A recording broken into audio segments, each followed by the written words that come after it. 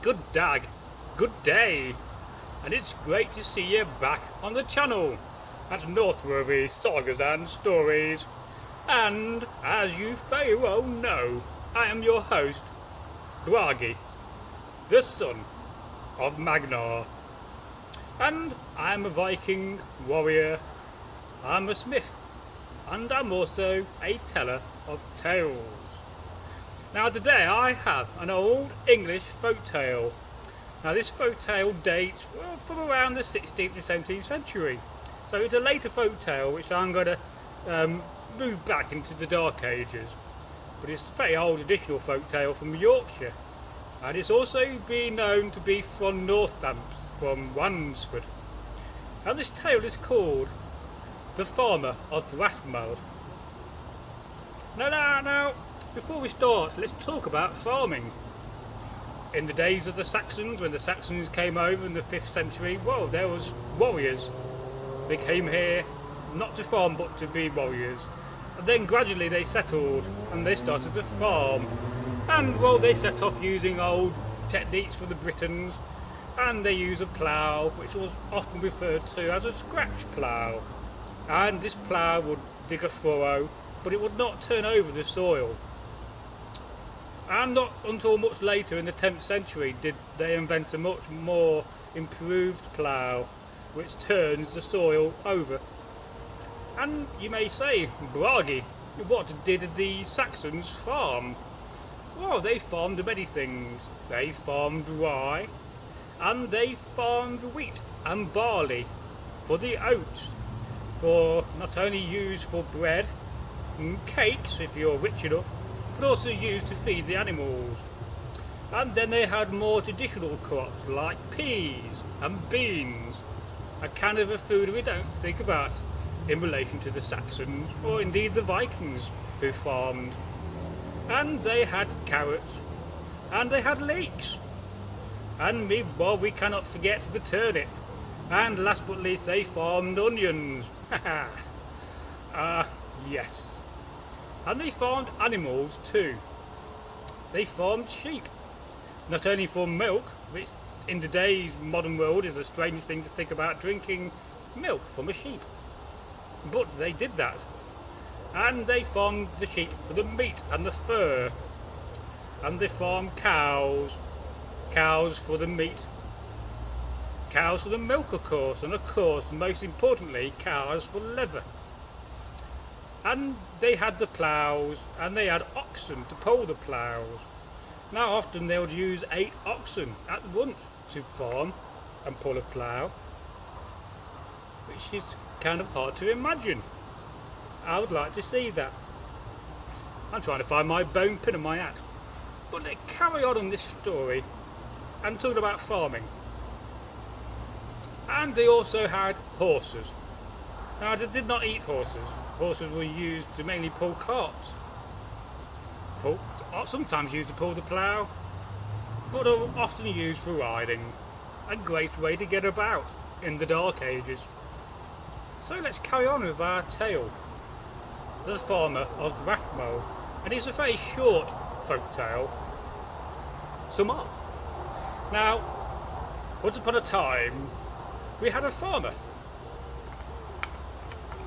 and he lived in a village, and it was autumn, and it was time of year when they were collecting the hay. They were haymaking, and our farmer, or our man in question in this tale, well, he was employed to go and get the hay in and to make what you call haycocks, which are piles of hay all drawn up in string and then piled on top of each other. Now this day he and a few of the men of the village were working hard, and they had a very hard day siphoning the corn, tying them up into piles of bundles, and they had a massive haycock, or a massive pile of hay. And they had some food. They had some very nice food, some very nice local cheese, and some freshly baked bread that had been delivered by one of the boys. And they were sitting down, and they also had some mead, not water, mead. And they'd been drinking. They had a few horns of mead, And our man in question, well, he became tired, so he decided which they would often do was lie on top of the haycock, stack of hay, the haystack. So he did this, but he fell asleep. He was a big man. He had a bit of money, so he could afford to eat well.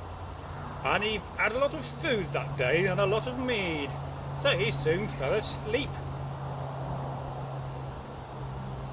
And then you may say, what happened? Well, his co-workers, his men who were working with him, well, they decided to leave him there, as they was often pranking around with each other, and they thought it was funny if they just left him asleep on top of this haystack.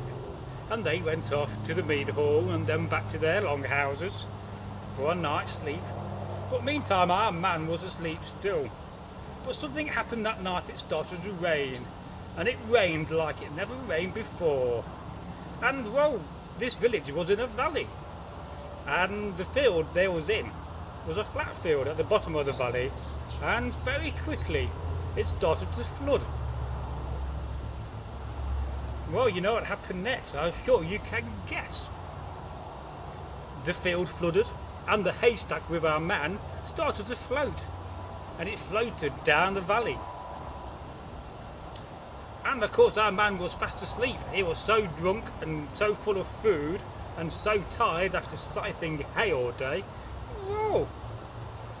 He did not wake.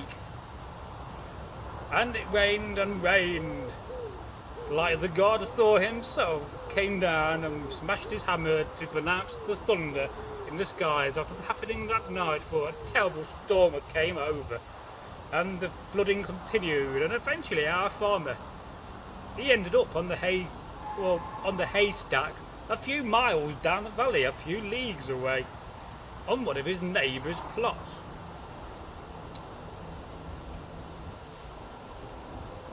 And then suddenly this farmer, who the land belonged to,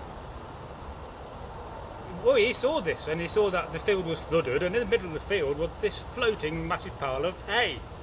And he saw a man on top of the hay. He said, "Oi! Who are you on top of that pile of hay?"